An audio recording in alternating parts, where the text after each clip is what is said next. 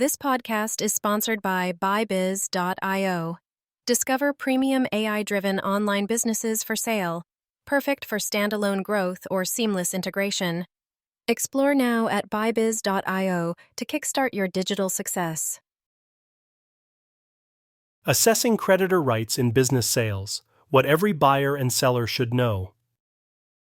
Learn how creditor rights impact business sales, including debt types, liens, and legal considerations.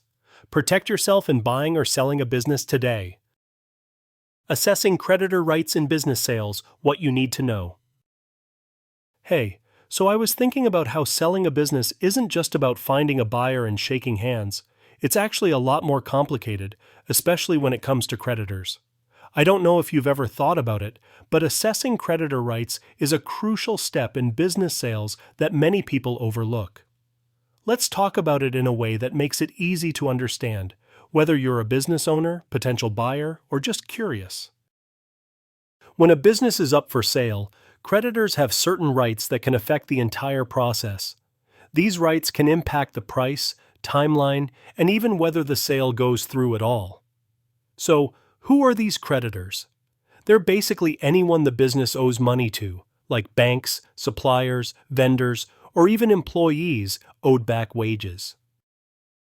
Why do creditors matter when selling a business? Well, think about it. A business often operates with some level of debt. If the business owner tries to sell without addressing outstanding debts, creditors can step in and potentially block the transaction or claim payment directly from the sales proceeds.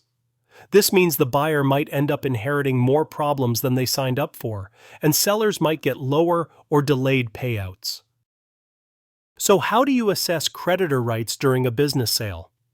Here are a few key things to keep in mind. For example, genre innovation, a mystery with an unexpected narrative format. Review existing contracts and liens. Some creditors may have liens on parts of the business. Liens can complicate sales because they are legal claims against assets. Buyers will want these cleared or factored into the price.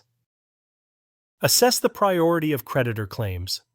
If the business cannot pay all its debts, there's usually a legal order to who gets paid first. Secured creditors often top the list, but tax liens and employee claims can jump ahead. This matters during negotiations and how the sale funds get distributed. Consult legal counsel. This should be a no-brainer. Good lawyers can make sense of complex creditor agreements and ensure the sales agreement protects both buyer and seller from unexpected creditor claims. Plan for creditor notifications and consents.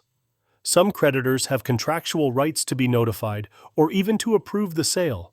Not doing this can result in breaches of contract or legal challenges. The reason this all matters so much is that it impacts the risk to both buyers and sellers. Buyers want to avoid purchasing a business swimming in hidden debts, while sellers want to ensure they're clear of obligations once the business changes hands.